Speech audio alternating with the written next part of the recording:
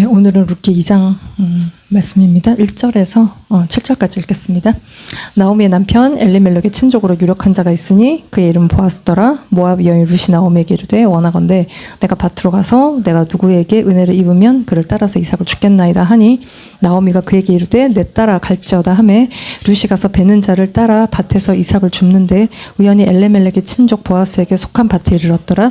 마침 보아스가 베들레헴에서부터 와서 베는 자들에게 이르되 여호와께서 너희와 함께 하시기를 원하노라 하니 그들이 대답하되 여호와께서 당신에게 복 주시기를 원하나이다 하니라. 보아스가 베는 자들을 거느린 사환에게 이르되 이는 누구의 소녀냐 하니 베는 자를 거느린 사환이 대답하여 이르되 이는 나오미와 함께 모압 지방에서 돌아온 모압 소녀인데 그의 말이 나로 베는 자를 따라 단 사이에서 이삭을 죽게 하소서 하였고 아침부터 와서는 잠시 집에서 쉰 외에 지금까지 계속하는 중이니라. 아멘. 네, 오늘 2장 말씀인데요. 그러니까 지난 1장의 끝에 약간 남겨놨습니다. 오늘 먹을 파이입니다.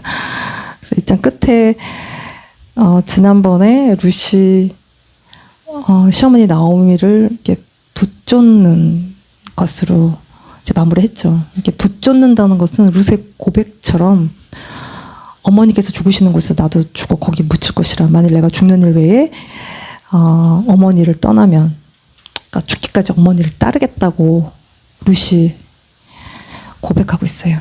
그러니까 죽음이 우리를 갈라놓을 때까지. 이 다바크는 부부가 결혼식장에서 죽음이 우리를 갈라놓을 때까지. 그런 고백이죠. 그러니까 인생은 선택과 집중이죠. 우리가 주님을 선택하고 주님께 집중하는 삶이에요. 끝까지 주님을 따르는 삶인 것입니다.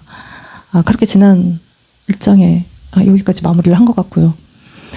그러니까 몇 주 전에 누가 아주 비싼 그리고 이렇게 배우의 눈이 딱 보이는 위치에 좋은 팬텀 오브 더 오페라를 그 표를 주셔갖고 그걸 보러 갔어요.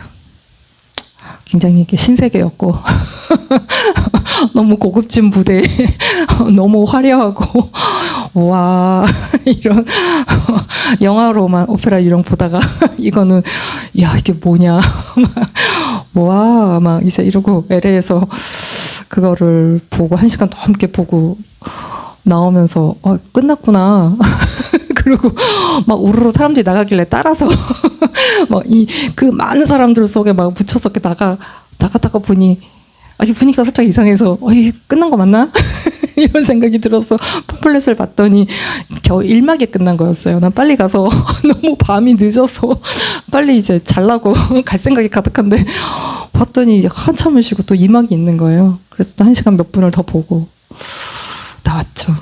너무 오래간만에 문화생활을 했더니 1막이 있고 2막이 있고 막이 이제 연극 무대도 막이 있는 것처럼 이 룻기도 이게 이제 막이 이제 있죠. 그래서 지난번 우리가 룻기의 이렇게 분명한 이렇게 장면 전환, 스토리의 이렇게 장면의 전환이 이제 있었어요. 18절까지 그러니까 뭐 한 막으로 봐도 무리가 없고 그리고 오늘 19절부터인데 제가 2장 1절부터 7절까지만 읽었습니다.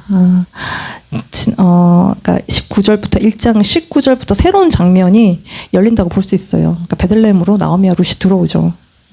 그리고 2장 1절에는 완전히 보아스를 만나는 새로운 장면이 이제 펼쳐지고 이제 있다는 것입니다. 그래서 1장 19절을 보시면 이에 그 두 사람이 베들레헴까지 갔더라. 베들레헴에 이를 때 온 성읍이 그들을 말미암아 떠들며 이르기를 이가 나오미냐 하는지라. 나오미가 룻과 함께 베들레헴에 이제 입성을 한 것입니다. 돌아왔어요. 조용히 들어올 수도 있겠죠. 왔는지 안 왔는지 알게 뭐예요. 그냥 이렇게 몰래 이렇게 스쳐 아무도 모르게 들어올 수도 있는데 나오미가 들어오니까 온 동네가 이제 떠들썩한 것입니다. 나오미의 돌아옴이 굉장히 동네 이슈가 되는 사람들이 나오미를 이제 굉장히 오랫동안 모압 땅에 있었는데 금방 알아보죠. 이게 존재감이 살아 있어요. 나오미가 유명했는지 아니면 남편 엘리멜렉이 그때 무슨 그 동네의 재력가였는지 잘 알 수는 없지만 나오미를 동네 사람들이 그 여성들이 다 알아보고 베들레헴은 또 작은데 유다 족속 중에 작은 동네니까 예수님이 태어나시는 베들레헴이죠. 이게 되게 중요한 베들레헴. 작지만 이 동네에, 그러니까 뭐 서로 다 알고 지냈을 수도 있다. 뭐 우리가 그렇게 생각할 수도 있는데, 근데 좀 엘리멜렉이 물려받은 기업이 있는 걸 보면 보아스만큼 재력가는 아니었어도 어쨌든 동네에서 좀 약간 힘 좀 꽤나 쓰는 사람이었을 수도 이제 있는 가문이었을 수도 있는. 어쨌든 나오미가 굉장히 사람들의 이렇게 반가움, 놀라움 반반해서 굉장히 사람들의 주목을 끌고 돌아오는 것 때문에 사실은 보아스에게도 이 얘기가 알려지는 거겠죠. 나오미와 룻의 이야기가 두 사람이 몰래 들어왔다면 그냥 아무도 모르게 왔는지 갔는지 어쩐지 죽었는지 살았는지 몰랐으면 보아스가 그렇게 쉽게 이 얘기를 전해드릴 수 없었을 텐데, 이런 환대에 대해서 근데 나오미의 반응은 이렇게 반가워하는 것과는 달리 좀 쌩하기도 하고 굉장히 여유가 없어 보이는데요. 1장 20절 21절을 보시면 나오미가 그들에게 이르되 나를 나오미라 부르지 말고 나를 마라라 부르라. 이는 전능자가 나를 심히 괴롭게 하셨음이니라. 내가 풍족하게 나갔더니 여호와께서 내게 비어 돌아오게 하셨느니라. 여호와께서 나를 징벌하셨고 전능자가 나를 괴롭게 하셨거늘 너희가 어찌 나를 나오미라 부르느냐 하니라. 이렇게 나오미가 쌩하게 말을 하는데요. 나오미라 부르지 말고 마라라 부르라는 거예요. 그러니까 나오미는 무슨 뜻이에요? 기쁨, 나의 즐거운 자 이런 뜻인데 마라는 마라의 쓴물, 그러니까 쓰다는 뜻이에요. 자기 인생이 쓰다는 건데 왜 자기 인생이 쓴지를 20절, 21절이 말하고 있죠. 그래서 전능자가 20절에 전능자가 나를 심히 괴롭게 하셨다는 거. 이 전능자는 샤다이예요. 그리고 또 여호와께서, 그러니까 이건 아도나이인데 나를 비어 돌아오게 하셨다는 것입니다. 그리고 또 여호와 아도나이께서 나를 징벌하셨다는 거고, 또 전능자 샤다이가 나를 괴롭게 하셨다는 거예요. 두 번 샤다이, 두 번 아도나이, 이렇게 나오미는 말하고 있어요. 이게 이 샤다이, 엘샤다이 할 때 그 샤다이예요. God Almighty. 능력, 주권, 약속을 이루시는 전능의 파워를 가지고 계신 능력의 하나님, 모든 거 다 이루실 수 있는 그 능력을 가진 하나님, 아도나이는 주권, 통치를 가지신 분이라는 뜻이에요. 그러니까 우리의 삶을 붙들고 주관하시고 능력으로 우리의 삶 가운데 일하시는 하나님이라고 나오미는 그렇게 하나님을 부르거든요. 그렇게 부르면서 자기 인생을 쓰게 하셨다는 거예요. 그 하나님이. 그리고 나를 다 탈탈 빈 채로 돌아오게 하셨다는 거고, 나를 징벌하시고 나를 괴롭게 하신다는 거예요. 이 징벌은 벌 준다는 것이죠. 하나님이 자기를 그렇게 하셨다는 거예요. 이거 우리가 이걸 어떻게 해석해야 될까요? 나오미의 말을 이게 원망이냐, 불평이냐, 아니면 애가냐, 탄식이냐. 그리고 우리가 나오미라는 인물을 이제 룻께서 어떻게 우리가 바라보고 해석해야 될까? 뭐 그런 질문을 할 수 있을 것 같습니다. 우리는 이게 쉽게 흑과 백이 편해요. 이거든 저거든, 이거 아니면 저거, 이렇게 생각하면 되게 편하잖아요. 그러니까 나오미는 아웃이고, 뭐 룻은 하나님이 사용하시고, 나오미한테는 배울 게 하나도 없고, 우리가 룻에게서 이름도 룻게 아니야. 그러니까 룻에게서 배우고, 뭐 이렇게 간단하게 생각하면 굉장히 간단한데요. 근데 우리의 인생은 그렇게 이거면 이거고 저거면 저거이지 않아요. 우리 인생 굉장히 복잡 미묘한, 우리 얼마나 복잡해요. 어떨 땐 이러지만 어떨 땐 저러지 않습니까? 그걸 하나로 다 설명할 수가 없는 거예요. 저는 그냥 개인적으로 나오미가 처한 그 인생에 그냥 공감 쪽에 무게를 싣습니다. 영적인 상태에 동의하는 건 아니지만 이 나오미라는 여인이 처한 그 삶에 공감해요. 우리 공감 중요하잖아요. 공감해요. 우리가 다 이럴 수 있으니까. 그리고 이 모든 나오미의 처참한 삶의 시작은 1장 1절이 말하고 있어요. 유다 베들레헴 한 사람이 그의 아내와 두 아들을 데리고 모압 지방 가서 거류했다라고 나와요. 남편 아버지가 데리고 나온 거예요. 그리고 당시 사회는 이제 남성 위주의 사회죠. 남편이 다 결정하는 거예요. 여자는 결정권이 별로 없어요. 그걸 따라서 다 움직여요. 근데 엘리멜렉도 뭐 아무려면 가서 다 죽으려고 간 건 아니죠. 먹을 게 없으니 먹을 걸 찾아서 다 온 가족이 살려고 간 것이에요. 모압 땅에. 근데 이제 우리가 질문할 수 있어요. 가서 남편 엘리멜렉이 죽었으면 다시 돌아올 수도 있죠. 아들 둘 데리고. 근데 왜 나오미는 안 돌아왔지? 그리고 또 10년 거기서 사니 10년 후에 아들 둘도 다 죽은 거 아니냐? 우리가 이렇게 질문할 수 있죠. 나오미 돌아왔어야지. 왜 거기서 그렇게 버티다가 다 죽은 거야? 3명의 남자를 다 잃은 거지? 이렇게 얘기할 수 있어요. 1장 1절, 2절, 4절에 거류했다는 말에 1장 1절에서 거류한다는 말은 거기서 뼈를 묻으려고 간 건 아니에요. 잠시 기근을 피해서 글로 갔어요. 근데 2절에서는 조금 거기에 약간 붙박이 분위기로 살짝 이렇게 눌러 앉아요. 그리고 4장에서는 그러더니 10년이 지났다는 이야기를 하고 있어요. 우리가 잘 이해가 가죠. 한번 들어가면 못 나오잖아요. 움직이기가 쉽지 않습니다. 그곳에 이렇게 짱박게 돼 있는 것이죠. 이제 그렇게 머무르는 것이요. 상황도 우리가 알 수 없는 상황들도 많고, 그리고 룻기 어디에도 이렇게 세 사람이 다 죽은 것에 대해서 무슨 나오미의 어떤 잘못이 있었다 이렇게 얘기하고 있는 것도 없어요. 근데 20절, 21절에 지금 방금 읽은 요 이야기의 나오미의 말은 자기 해석이죠. 지극히 자기 해석이에요. 깊은 상실에서 나오는 자기 인생에 대한 자기 해석이에요. 하나님이 그렇다고 얘기하신 게 아니에요. 내가 너를 징벌하고 내가 너를 버리고 막 너 털털 비교하고 하나님이 그렇게 하신 말이 아니에요. 지극히 나오미의 자기 해석. 그렇게 해석하니까 절망에 딱 갇히고 하나님이 지금 자기 인생에 뭘 하고 있는지 절대로 안 보이죠. 그러니까 나오미의 자기 인생에 대한 자기 해석이에요. 하나님이 자기 인생을 그렇게 했다는 것이에요. 남편 잃고 자식 잃고. 저는 공감해요. 20년 전에 저희 아버지가 돌아가셨는데 저희 어머니가 정신적인 충격이 굉장하셨어요. 그래서 그해 겨울 크리스마스 때 아버지를 묻은 산소에 온 가족이 다 갔어요. 어머니가 그 추리를 갖고 가셔서 크리스마스 추리를 하시는 거예요, 산소에다가. 그리고 아버지 춥다고 막 이불 덮어주시는 거예요, 무덤에.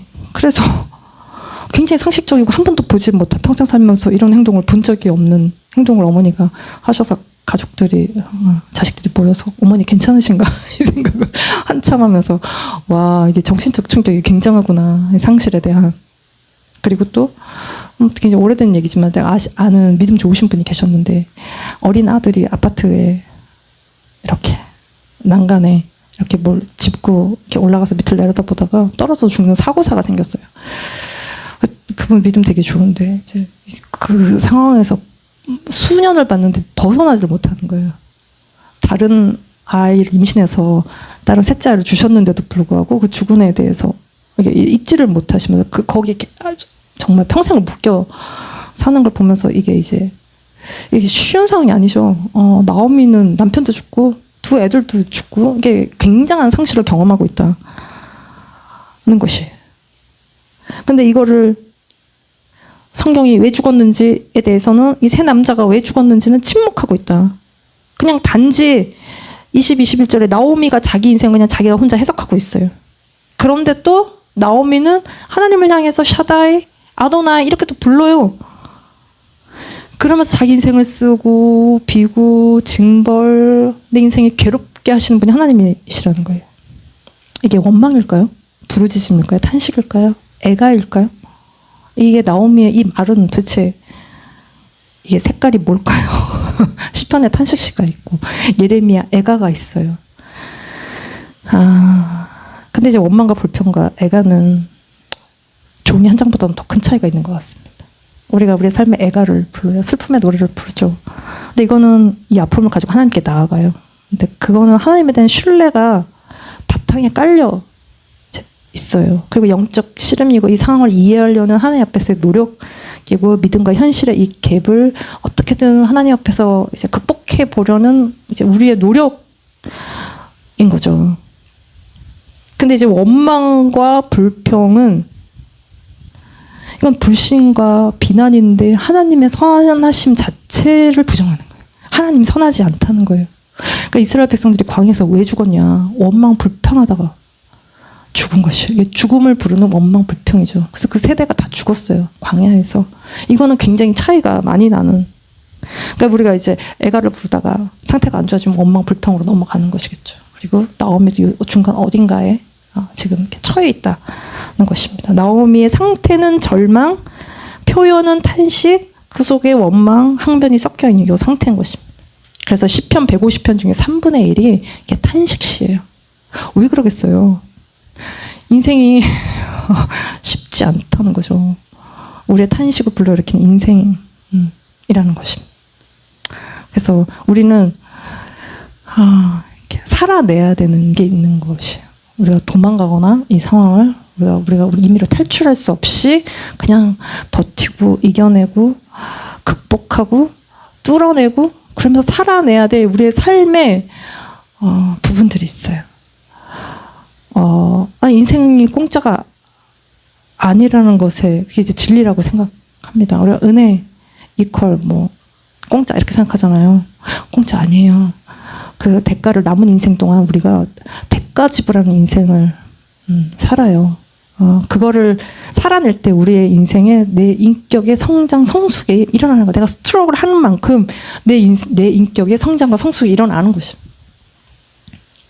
근데 지금 어떻든 성경 어디에도 나오미의 이 처한 상황에 대해서 하나님의 징벌이라고 말하고 있는 부분은 없지만 나오미는 스스로 하나님의 징벌이라고 자기 인생을 해석하고 우리의 해석이기도 하죠. 우리가 우리 인생을 바라보는 관점. 내 삶에 일어나는 모든 일들. 자기 해석이 있다. 맞기도 하고 반은 또 틀리기도 하고. 그러면 우리가 순간 우리의 인생이 두려워지던가 또 절망으로 치닫던가 그러면서 이 생각이 딱 우리를 사로잡는. 그래서 우리의 생각에만 머무르지 않고 우리가 공감에만 머물러 있으면 안 되고 시선을 하나님께로. 그러니까 나오미가 보지 못하고 있는 하나님의 일하시는 손길로 우리의 시선이 이제 가야 되는 것이. 나오미가 처한 삶의 현실은 현실 절망인데 자기 해석에 의해서 보지 못하는 하나님의 일하심의 손길이 있다는 걸 보는. 근데 이게 오늘 2장에서는 조금씩 나오미가 자기 해석적인 삶에서 이렇게 나오고 있어요. 하나님의 일하심을 조금씩 나오미가 자신의 인생 가운데 그 하나님의 섭리 프로비던스를 조금씩 이게 인식해 가는 과정이 2장의 내용에 계속 나오고 있어요. 룻도 있고요. 그렇게 자기가 생각하는 거 인생이 그렇게까지 자기 인생이 꿀꿀하고 막 되는 일 하나도 없고 막 그런 거는 아닌 거예요. 룻도 따라 나왔고 보리 추수가 시작되는 때 나오미와 룻이 돌아와요. 그래서 22절 말씀에 나오미가 모압 지방에서 그의 며느리 모압 여인 룻과 함께 돌아왔는데 그들이 보리 추수 시작할 때에 베들레헴에 이르렀더라. 보리 추수 시작할 때 베들레헴에 이르렀다는 것입니다. 이게 굉장히 많은 것들을 얘기하고 있어요. 마침 돌아온 때가 추수의 시작 때 타이밍이 굉장히 절묘합니다. 이게 이제 하나님의 섭리죠. 프로비던스 하나님의 섭리예요. 이때가 보리 추수가 있고 말레 하비스트 그리고 밀 추수가 있는. 룻기는 절기상 그리고 농사랑 관련해서 이게 이제 요때에 있었던 일인 걸 알고 있는 게 좀 중요해요. 농사를 안 지어봐서 모르겠지만 어쨌든 보리가 먼저 있고 그 다음에 밀이 이제 그 다음으로 이제 익어요. 그래서 보리 추수가 3월, 4월 우리 달력으로. 근데 6월절이거든요. 그러니까 6월절은 이제 1월인데, 그러니까 유대 달력으로 우리 달력으로는 3, 4월이에요. 그래서 이게 보리 추수가 시작되는 때고. 그때부터 오멜 카운트라는 걸 해요. 그때 1, 2, 3, 4. 그래서 50일, 49, 50제가 되면 50일째가 되면 이게 밀추수. 이게 이제 5월, 6월에 해당이 되는데 이게 이제 오순절이에요. 이 두 사람이 돌아온 시기가 요 뭐든 추수가 시작되는 보리 추수의 시작 때 돌아온 것입니다. 그리고 이 이삭줍기를 하는데 이게 보리 추수와 밀 추수가 끝날 때까지 요 기간에 이 두 사람이 이제 이 보아스의 밭에 머무르는 것이죠. 그래서 나오미가 풍족하게 나갔다가 탈탈 다 털리고 이제 이렇게 내게 돌아왔다, 비었다라고 고백하고 있지만 돌아오는 때는 보리 추수가 시작되는 요때에 이 두 사람이 돌아오고 있어요. 그러니까 베들레헴이라는 말의 뜻은 떡집이거든요. 그 떡집에 떡이 없어갖고 이 온 가족이 모압을 간 거예요.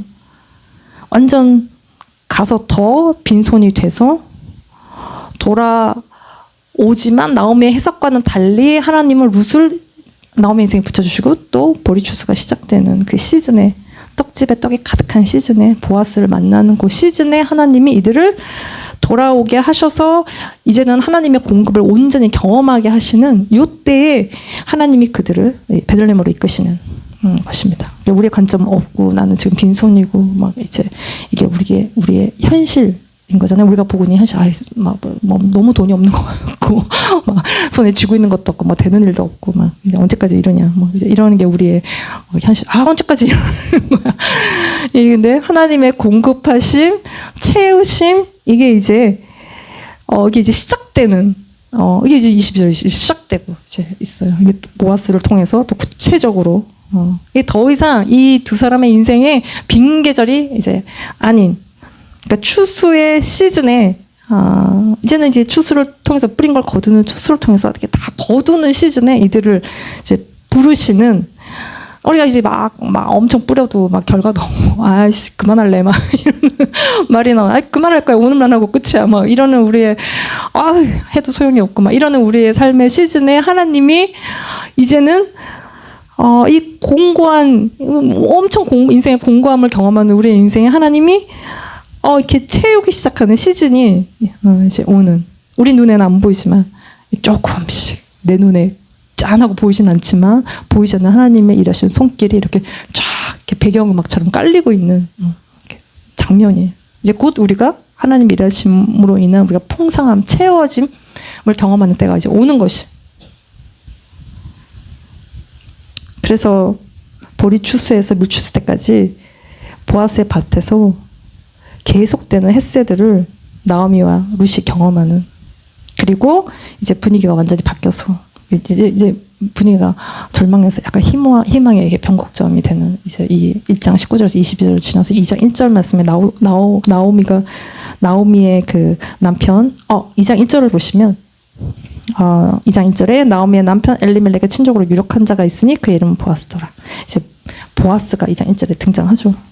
그러니까 우리가 이렇게 참 인간관계 굉장히 중요한 것 같습니다. 우리가 인생에 내가 누구를 만났는지, 그리고 꼭 하나님은 내 인생의 새로운 어떤 시즌이 시작될 때 누군가를 만나게 하세요. 그 사람을 통해서 일하세요. 하나님은 꼭 사람을 통해서 일하세요.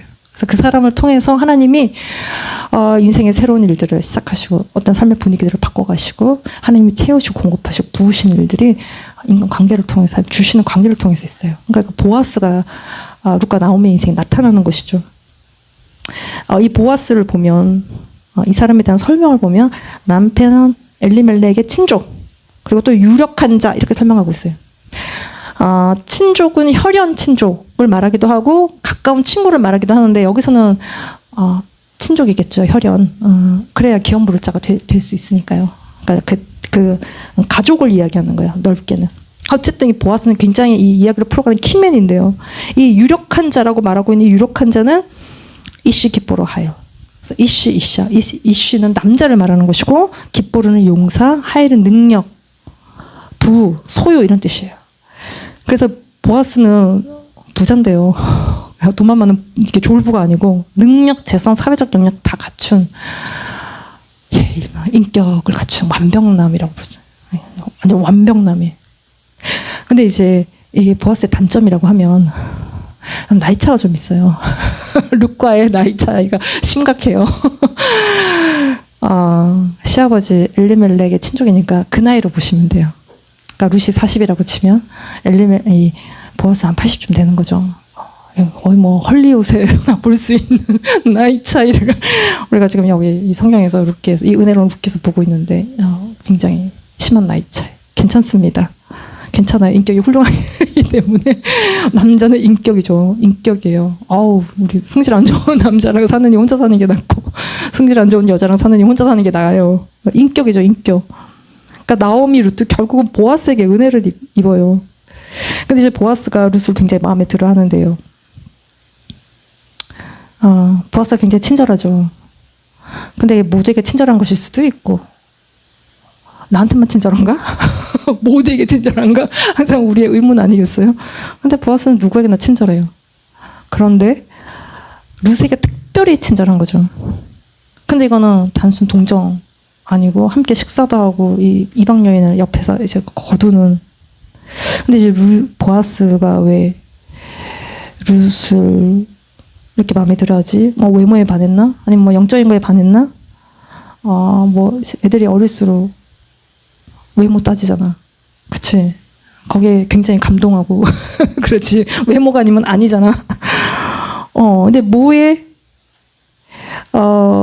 보아스가 룻에게 감동을 받았나? 어떻게 이렇게까지 친절한가? 이거는 찐 친절인데 사실은 사회적으로 보면 이게 격차가 너무 심해요.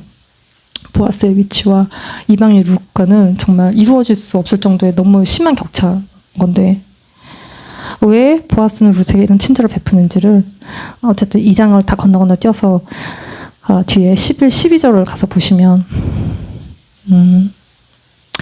보아스가 그에게 대답하여 이르되 내 남편이 죽은 후로 네가 시어머니에게 행한 모든 것과 네 부모와 고국을 떠나 전에 알지 못하던 백성에게로 온 일이 네게 분명히 알려졌느니라. 여호와께서 네가 행한 일에 보답하시기를 원하며 이스라엘의 하나님 여호와께서 그의 날개 아래에 보호를 받으러 온 내게 온전한 상 주시기를 원하노라 하는지라.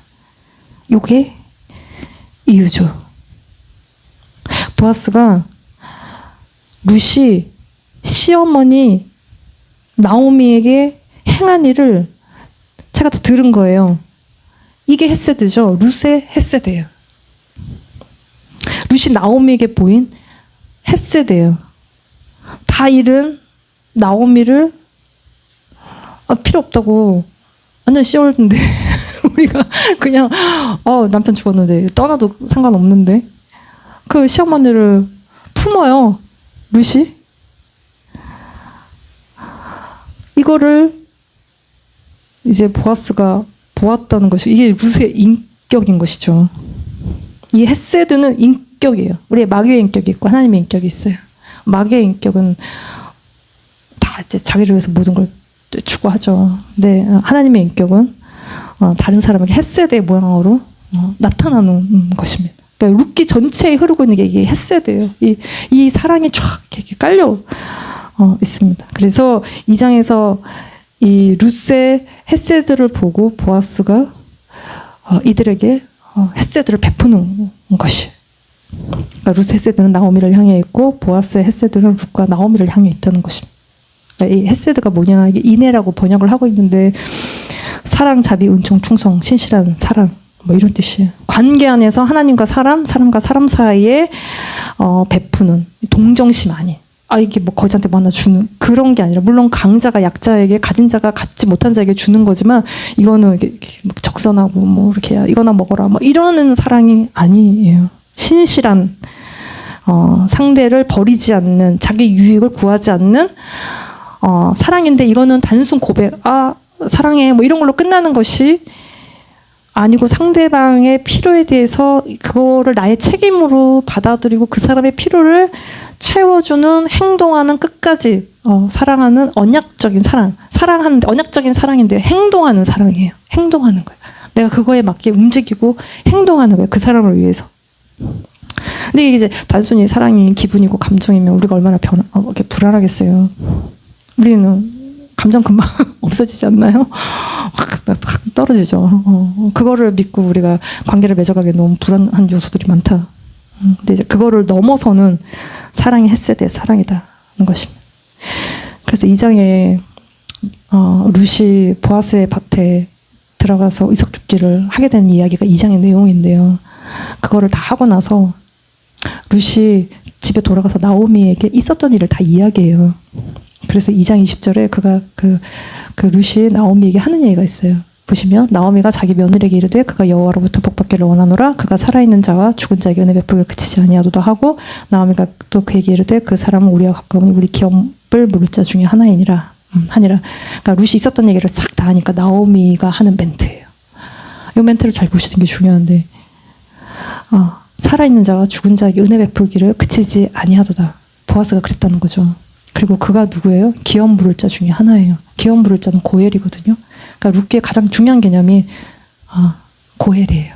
이거는 3장 4장에서 더 이야기를 하고 지금은 이제 은혜 베풀기를 그치지 아니하도다. 이게 헤세드예요. 보아스가 룻에게 또 나오미에게 보여주는 그러니까 은혜 베풀기를 그치지 아니한 이게 헤세드인 것입니다. 이게 요 헤세드예요. 나오미의 고백이 여기 고백이 놀랍지 않습니까? 죽은 자와 살아있는 자와 죽은 자에게 은혜 베풀기를 그치지 아니하도다. 이게 아까 처음에 절망 멘트와는 굉장히 다른 멘트를 나오미가 하고 있어요. 이 헤세드가 한 3번 나오거든요. 1장 8절, 2장 10절, 3장 10절에 이렇게 헤세드가 나오는데 지금 여기서 나오미가 헤세드를 이야기하고 있는데 이게 보아스의 헤세드인 것이죠. 그러니까 루시 보아스의 밭에서 받은 은혜를 그 얘기를 듣고 그 디테일한 보아스의 헤세드적 행동을 이렇게 보고 나오미는 자기의 인생에 조금씩 절망의 터널에서 나오고 있는 멘트인 것입니다. 이 멘트는 하나님 나를 여전히 생각하시고 내 삶을 케어하고 계시구나 이거를 깨닫는 멘트예요. 나오미의 자기 해석적 인생 관점이 하나님께로 시선이 돌아가고 있는 시점이에요. 루시 보아스를 만났다는 이야기를 들으면서 보아스, 친족, 고엘 이건 다 알죠. 나오미는 이게 무슨 상황인지 그러면서 희망의 빛을 보기 시작하는 20절의 멘트인 것입니다. 그래서 룻을 통해서 들은 보아스의 얘기, 그 헤세드를 통해서 보아스는 또한 룻 속에 있는 그 헤세드를 본 것이죠. 그리고 아까 11절로 다시 돌아가서 보시면 네 부모 고국을 떠나 전혀 알지 못하던 백성에게로 왔다는 것이에요. 그러니까 룻 안에 있는 헤세드를 보았고 지금 또 네가 부모 친척 형제 모압 땅을 떠나서 마치 아브람처럼 본토 친척 아비집을 떠나서 룻이 어머니를 따라 어머니 하나님을 따라 온 것에 대해서 보아스는 굉장히 아주 높이 평가하고 있어요. 쉬운 일이 아니니까요. 그리고 자기의 정체성을 완전히 뒤바꿔놓는 삶의 선택들을 룻이 한 것에 대해서 굉장히 높이 사고 있는 것입니다. 이게 보아스가 룻의 삶에 특별한 헤세드를 보여주는 이유? 마음에 들었다면 이런 이유인 것입니다. 룻에게 이 부분 때문에 보아스가 이제 관심을 갖게 되는 이거 이제 굉장히 인격적이고 영적인 얘기인 것 같습니다. 보아스의 인격이 보이고 룻의 인격이 보이는 이야기죠. 이제 우리가 이제 하나님도 이게 차별이라고 하면 우리가 뭐 차별이라고 느낄 수도 있지만 하나님이 누군가 더 특별히 사랑하시는 사람이 있는 게 아닌가 이런 생각을 우리가 쟤보다 더 사랑하시는 것 같고 이건 좀 차별이라고 오해가 될 수 있지만 우리가 이런 걸 볼 때 하나님께 순종하는 자를 하나님이 굉장히 기뻐하시고 하나님과의 관계에 더 깊은 곳으로 이끌어 가시는 건 분명히 있다. 더 기뻐하시는 자, 더 하나님이 정말 즐거워하시는 자가 이제 있는 것은 분명한 것 같습니다. 우리의 삶에 우리가 순종을 어디에다 드려야 되는지의 문제인 것이죠. 그래서 이거는 굉장히 인격적이고 영적인 이야기인데 영적이라는 것은 스피리추얼하다는 것은 우리의 삶과 우리의 인격과 맞물려 있어요. 그냥 초영적인 천사가 아니죠. 초영적인 그런 거는 이제 없다. 우리가 영적인 사람이라면 그게 우리의 삶의 태도에 그게 다 나오게 되어 있는 우리의 삶의 태도에서 우리 안에 있는 헤세드가 이렇게 다 나타나는 거죠. 내 속에 있는 게 나오는 거니까요. 우리의 삶에서. 그래서 성령은 능력이시지만 인격인 걸 놓치면 우리가 굉장히 영적인 일을 하면서 굉장히 비인격적이고 좀 폭력적일 수 있고 이제 그럴 수 있다는 것입니다. 제가 조나단 에드워드 책을 한동안 좀 많이 읽어서 이분은 18세기 영적 대각성 운동의 주역이시죠.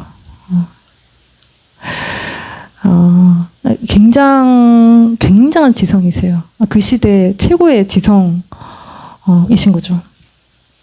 이렇게 이제 뭐 조지 위필드와 함께 뭐 하나님의 진노 아래 놓인 죄인 뭐 이런 걸 설교할 때 사람들이 막 회개하고 막 돌아오고 그런 영적인 대각성이 이제 그때 그 시대에 일어나는데 그 시대는 그러니까 청교도 2세대, 3세대예요.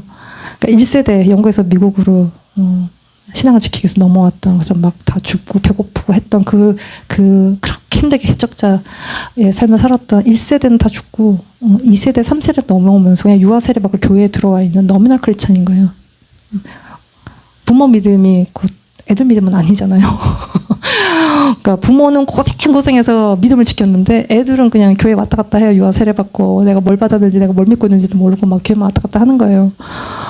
거기에 이렇게 살면 지옥 가 뭐 이제 이렇게 설교가 된 거예요. 그거에 지옥 가나? 이제 이러면서 각성이 막 내가 죄인이고 이렇게 살다가 지옥 가고 이게 뭐 각성이 막 일어나면서 이게 이제 부흥의 역사가 제 1차 18세기 대각성 운동이 일어나는데 근데 이제 이 부흥 속에 영적인 현상이 나타나는 거예요. 쓰러짐, 입신, 뭐 방언, 예언, 뭐 성령의 뭐 웃음, 뭐 성령의 뭐 떨림, 뭐 이런 것들이 막 나타나는데 이 현상에 대해서 야 이게 뭐냐? 도대체 이게 뭐야? 이게 뭐야? 그래서 이걸 반대하는 이게 귀신의 역사야. 막 이렇게 막 몰고 가는 반대파와 막 더 이걸 추구하는 성령주의 막 열혈 성령주의로 막 이렇게 더 막 이렇게 막 인격 다 빼고 막 성령 막 이렇게 막 가는 이 양극단 속에서 이 부흥의 이 시기를 쫙 지나고 우리 최고의 지성이신 에드워즈가 이거를 이제 분별하는 굉장히 두꺼운 책을 쓰죠. 12가지 표지에 대해서 이야기를 하고 있어요. 이게 진짜냐 가짜냐. 내가 느끼는 신앙 이 감정이 진짜야? 가짜야? 내가 느끼는 게 맞나 안 맞나? 이게 하나님으로부터 온 거야? 귀신으로부터 온 거야? 이런 논란 속에 이걸 딱 정리하는데 결국은 핵심은 삶의 열매라는 거야. 내 감정이 부흥은 성령의 큰 나타나심이잖아요. 팍 부어지는 건데 그때 막 영적인 현상이 나타나죠. 사울도 예언하고 그러는데 하물며 영적인 현상이 막 올라오는데 막 끓는 빛처럼 우리의 막 감정이 막 올라오는데 이게 뭐야? 이게 진짜야? 가짜야? 근데 삶을 돌아봤더니 삶이 없어. 그러면 이게 이제 뭐냐는 거예요. 그래서 이거를 삶의 열매가 없는 성령의 나타나심에 대해서 이거를 현상을 다 부정하지는 않지만 그렇다고 이게 또 다 하나님으로부터 온 거라고 말하지는 않는다는 것입니다.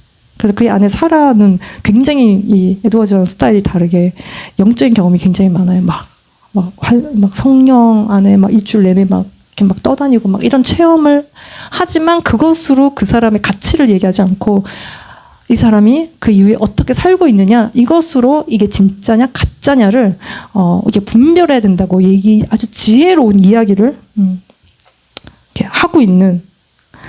그래서 우리의 체험은 진짜일 수도 있고 아닐 수도 있고 그 이후에 우리가 뭘 추구하고 살아가느냐 큰 문제인 것이죠. 그래서 하나님을 사랑하고 그의 아름다움, 그의 영광을 깊이 추구하고 겸손을 추구하고 그리스도의 인격을 닮아가기를 원하고 그리스도의 향기가 내 삶에 나타나기를 원하고 그 삶이 있느냐는 것이에요. 내 삶에 하나님의 햇새들을 흘려보내고자 하는 마음이 내 안에 이제 있냐. 우리가 기도 막 많이 하고 막 내 삶에 내가 또 개인적인 부흥을 체험하면 이게 막 영적인 것들이 막 오죠. 그게 이제 진짜인 것인가.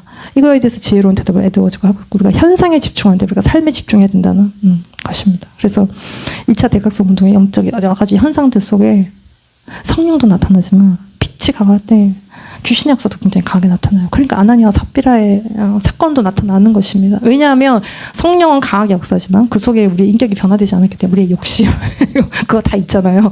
그걸 타고 이제 좀 하나님이 아닌 다른 방향의 역사들이 일어난다는 것이죠. 그래서 우리의 삶으로 우리는 우리의 믿음을 증명해내야 되는 삶의 열매가 필요한 헷세대 삶이 이제 필요한 것이죠. 그래서 이 모압 여인 룻이 어머니 하나님이 내 하나님이고 어머니 백성이 내 백성이라고 이렇게 막 이야기하고 어머니를 따라왔는데 그 말만 한 게 아니에요. 그냥 말만 고백만 있는 것이 아니라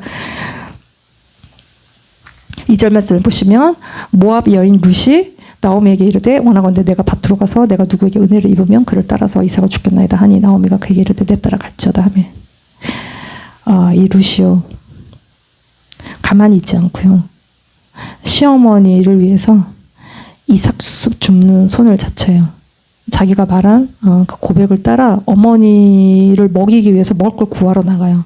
이거 이삭 줍는 건 시어머니가 할 수 있는 나이 든 사람이 할 수 있는 일이야. 막 쭈그리고 막 죽고 굉장히 고된 노동인데 이거를 나오미가 룻이 나오미를 대신해서 시키지도 않았는데 나서서 하는 이 이삭 줍는 것은 구약의 율법인데요. 밑에 보시면 레위기 23장 22절이 말하고 있는 것은 너희 땅에 곡물을 벨 때에 밥 모퉁이까지 다 베지 말며 떨어진 것을 줍지 말고 그것을 가난한 자와 거류민을 위하여 남겨두라. 난 너희 하나님 여호와이니라. 이게 이제 가난한 자들을 보호하고 먹을 것을 주는 게 하나님의 헤세드의 법이죠. 그래서 이거는 이방인도 해당이 되고 사사시대에는 얼마나 지켜졌는지 모르겠지만 어쨌든 밭에 나가서 먹을 걸 주워올 수는 있는데 이방인 그리고 또 여자가 나가서 이거를 주우면서 무슨 일을 당할지는 뭐 안전이 거의 보장이 되지 않는 그러나 하나님이 주신 약자 보호법인데 이 가난한 자들에게 남겨놓은 이삭 줍기인 것이죠. 이거를 이제 룻이 주우러 가는 순종하는 그 움직임에 하나님이 순종하고 이삭 주우러 고된 그 길을 가는 룻의 발걸음에 하나님이 힘을 실어주시는 인도하시는 이게 이제 하나님의 섭리죠. 이게 룻의 중요한 포인트는 가만히 있는데 하나님이 막 은혜 쫙 부어주시고 그런 얘기가 아니에요. 그 속에 행동하는 우리의 선택과 삶에 하나님의 섭리가 나타나요. 이 우연이란 모습으로 나타나는데 3절을 보시면 룻이 가서 베는 자를 따라 밭으로 이삭을 줍는데 우연히 엘리멜렉의 친족 보아스에게 속한 밭에 이르렀더라. 4절도 마침 보아스가 베들레헴에서부터 와서 베는 자들에게 이르되 여호와께서 너희와 함께 하시기를 원하노라 하니 그들 대답하되 여호와께서 당신에게 복 주시기를 원하나이다 하니 우연히 마침 이게 하나님의 섭리죠.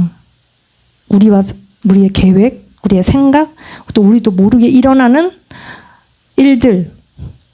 근데 이 하나님의 섭리는 운명은 아니에요. 운명은 결정된 거잖아요. 그렇게 되게 되어 있는 거잖아요. 피할 수 없는. 근데 섭리는 그거는 아니에요. 그렇다 또 무조건 우연도 아니에요. 딱 우리 인생이 딱 틀에 딱 짜여져 있는 하나님이 다 아시긴 하지만 그렇다고 틀에 짜여진 거기에 우리 인생의 어떤 것들을 맞추는 것이 아니에요. 이 섭리에는 우리의 선택, 행동, 우리의 의지와 하나님의 주권이 이렇게 잘 섞인. 그래서 평범한 우리의 삶에 평범치 않은 일들이 일어나는 게 하나님의 프로비던스, 섭리 것이. 내가 아무것도 안 하고 있는데 하나님의 섭리가 혼자 막 일어나지 않습니다. 우리의 선한 삶을 통해서 하나님의 관계를 연결해 가시고 일과 일들을 이루어 가시고 이렇게 막 널려있는 퍼즐을 맞춰가시고 하나님이 우리에게 섭리를 통해서 하시고자 하는 일들이 우리가 이렇게 느껴질 때 우리가 행동을 통해서 그거를 취해야 되는 것입니다. 가만히 있더니 하늘에서 뭐가 떨어지는 것은 결코 아니라는 것이. 하나님 우리의 자유로운 선택을 존중하시고 또 우리의 다른 사람을 사랑하는 어떤 헤세드를 통해서 하나님은 자신의 헤세드를 나타내십니다. 그래서 보아스가 룻을 대하는 태도에서 하나님의 그 헤세드가 다 표현이 되는. 단지 보아스가 룻에게 꽂혔구나. 이성적인 감정이 보아스가 아주 넘쳤구나. 이렇게 해석할 수 없는 보아스의 행동은 하나님의 헤세드와 섭리가 보이는데 우리가 여기 조금만 이렇게 더 보시면 이게 2장 이제 쭉쭉쭉 보시면 이게 구체적인 보아스의 굉장히 디테일한 룻을 향한 헤세드가 나오는데요. 5절을 보시면 6절 보아스가 베는 자들을 거느린 사환에게 이르되 이는 누구의 소녀냐 하니 누군지 물어봐요. 막 이삭 죽기를 하고 있으니까 처음 보니까 6절에 베는 자를 거느린 상원이 대답하여 이르되 이는 나오미와 함께 모압집에서 돌아온 모압 소녀인데 이렇게 정보를 주죠. 7절에 그의 말이 나로 베는 자를 따라 단사에서 이삭을 죽게 하소서 하였고 아침부터 와서는 잠시 집에서 쉰 후에 지금까지 계속하는 중이니라. 룻이 얼마나 열심히 아침부터 저녁까지 계속 일하고 쉬지도 않고 일하고 있는 모습을 옆에 주변에 일꾼들이 말하고 있어요. 그리고 8절에 보아스가 룻에게 이르되 내 딸아 들으라 이삭을 주러 다른 밭으로 가지 말고 여기서 떠나지 말고 나의 소녀들과 함께 있으라. 보아스가 룻을 보호하지 여기서 이제 주서 이렇게 허락해 주는 거예요. 9절에 그들이 베는 밭을 보고 그들을 따르라. 내가 그 소년들에게 명령하여 너를 건드리지 말라 하였느니라. 목이 마르거든 그릇에 가서 소년들이 길어오는 것을 마실지니라 하는지라. 보호해 주는 거예요. 여러 여자죠. 뭐 이방 여자고 뭐 무슨 일을 당할지 알 수가 없어요. 근데 보아스가 룻을 이렇게 보호하고 있어요. 그리고 또 14절에 식사할 때에 보아스가 룻에게 이르되 이리로 와서 떡을 먹으며 내 떡 조각을 최에 찍으라 하므로 룻이 곡식 베는 자 곁에 앉으니 그가 볶은 곡식을 주매 룻이 배불리 먹고 남은. 이렇게 보아스를 옆에다 밥 먹는 자리에 부르는. 유대인들이 이방 애들이랑 밥 안 먹죠. 이방인들은 개예요. 유대인들의 입장에서는 식사 자리에 그녀를 부르는. 그리고 배불리 먹고 남았던 이게 텅 빈 삶에 배불리 먹고 남는 일들이 기록되어 나오는데 이건 이제 시작에 불과한 이야기죠. 그리고 더 재밌는 건 15절에 룻이 이삭을 주러 일어날 때에 보아스가 자기 소년들에게 명령하여 이르되 곡식 단사에서 죽게 하고 책망하지 말며. 그리고 16절을 보시면 또 그를 위하여 곡식 다발에서 조금씩 뽑아버려서 그에게 죽게 하고 꾸짖지 말라 하니라. 일부러 떨어지게 이렇게 털어가지고 이렇게 이삭이 많아지도 죽을 게 많게 이게 굉장한 배려인 것이죠. 보아스의 떨어진 것만 죽는 게 아니라 더 주워갈 수 있도록 굉장히 많이 이렇게 떨어뜨리라고 이제 말하고 있는. 그리고 17절에 룻이 밭에서 저녁까지 죽고 그 죽은 것을 떠니 보리가 한 에바쯤 되는지라. 한 에바는 뭐 한 13kg 뭐좀 되는 15kg쯤 되는 양이에요. 이거를 18절에도 그것을 가지고 성 앞에 들어가서 시어머니에게 그 죽은 것을 보이고 그가 배불리 먹고 남긴 것을 내어 시어머니에게 드리며. 이거를 이제 또 시어머니에게 가서 드리는. 그래서 마지막 절로 23절을 보시면 이에 룻이 보아스의 소녀들에게 가까이 있어서 보리 추수와 밀추수를 마치기까지 이삭을 주며 그의 시어머니와 함께 거주하니라. 이게 이제 이 장의 마무리인데요. 보아스의 소녀들에게 가까이 있어서 이것도 다바크예요. 이때 붙어 있는 거예요. 그래서 보리 추수와 밀추수를 마치기까지 요 7주죠. 요 기간 동안 이삭 죽기를 한 거예요. 룻이. 그래서 보리 추수와 밀추수, 보리 추수. 그러니까 좀 상징적으로 뭐 유대인, 밀추수, 이방인, 그리고 그 다음에는 과일 추수가 있는데 이게 종말론적 구원. 그래서 뭐 어떤 히브리적 관점과 어떤 구속사의 관점으로 연결해서 상징적으로 볼 수 있는 이제 구절인데 그때까지 시어머니와 함께 거주했더라라고 정리하고 있는 이제 마무리인 것입니다. 뭐 따뜻합니다. 궁핍한 룻과 부유한 보아스의 만남. 완전 정말 너무 따뜻합니다. 보아스를 통해서 하나님이 아낌없이 채워요. 너무 나이스한 보아스. 완전 감동이에요. 감동 그 자체입니다. 완전히 공급과 돌봄. 이방 땅에서 가장 낮고 궁핍한 이 두 여인의 삶을 하나님이 가득 채우시는 이야기. 우리가 하나님 앞에서 우리 안에 헤세드로 살면 하나님이 우리도 누군가의 눈에 들게 하시는 것 같습니다. 우리 속에 있는 건 또 그 사람 속에 있는 누군가가 알아보는 것 같아요. 내 안에 하나님을 향한 헤세드, 사람을 향한 헤세드가 있으면 또 그걸 가지고 있는 사람이 알아보는 것 같아요. 그래서 서로가 서로를 채우게 하나님 그 만남을 인도하시는 것 같아요. 하나님 부유하시고 하나님 부자 아빠시고 부자 남편이시죠. 예수님은 우리 벤츠 사주는 부자 남편이십니다. 우리를 공급하시는. 그러니까 이제 주님 안에서 우리가 결코 가난하지 않다. 내가 지금 내 통장에 얼마가 있든 상관없이 나는 가난하지 않다. 것입니다. 저희도 이제 미국에 온 지 굉장히 오래됐는데, 1억 들고 왔어요. 가진 전부가 전 재산이 1억이어서 1억 딱 들고 왔어요. 미국에. 1년 딱 살았더니 1억은 그냥 환율이 1,500원이었기 때문에 그냥 1년 안에 끝났습니다. 그때로 완전히 빈손이었습니다. 인생에 아무것도 가진 게 없어. 아, 오늘 1달러로 뭘 먹어야 되나? 이제 이런 걸 생각해야만 했던 그 시절에 하나님이 그때가 이제 정말 빈손일 때 교회를 시작하게 하셨는데 그때 부자를 만나게 하셨습니다. 부자인지 뭔지 이분과 우리 애가 앞으로 이제 뭐가 어떻게 엮여져 갈지 나는 아무것도 이제 모르는데 식사하는 자리였어요. 밥 같이 먹자고. 그래서 가족이 나가서 밥을 먹었어요. 난 그때 그 장면이 사진 찍듯이 정말 너무 정확하게 기억하는데 뭘 먹었는지는 기억이 나지 않지만 그분의 그 부유함, 사람이 분위기가 나오는 것 같아요. 자린고비 분위기가 나오고 마음이 부유하신 분들은 부유한 분위기가 풍겨 나오는 것 같습니다. 마저 같이 밥을 먹는데 그분의 부유함, 그 제너러스함이 막 뭘 먹었는지 모르겠지만 그게 막 다 느껴지는 거예요. 그래서 제가 정확하게 기억하는데 내 마음이 너무 마음이 궁핍하니까 너무 아무것도 없어서 이게 앞으로 어떻게 애 데리고 여기서 이 삶을 내가 어떻게 버텨내야 되는가 너무 앞이 깜깜해서 오이 식구가 지금 이삭죽기하러 나가야 될 판인데 그분이 마음껏 드세요. 아무거나 선도 그자 여기까지만 시키시고 그러지 않고 마음껏 막 먹으라는 거 아무거나 시켜서 다 먹으라는 거예요. 그러면서 제가 그분에게서 너무 부유한, 막 넘침, 여유, 막 배가 불러서 뭘 먹었는지는 잘 모르겠는데 그게 이제 제가 기억에 분명히 남아있는 그 이후로 하나님이 이 관계들을 통해서 하나님이 채우심이 지금은 다 떠나셨지만 채우시고 부으시는 내 인생의 어떤 변곡점이 되는 지금도 하나님이 그렇게 채우시고 살아가게 하십니다. 하나님의 공급하심이 있는 것이죠. 그래서 기적이에요. 거의 뭐 기적입니다. 우리의 삶은 그냥 기적이에요.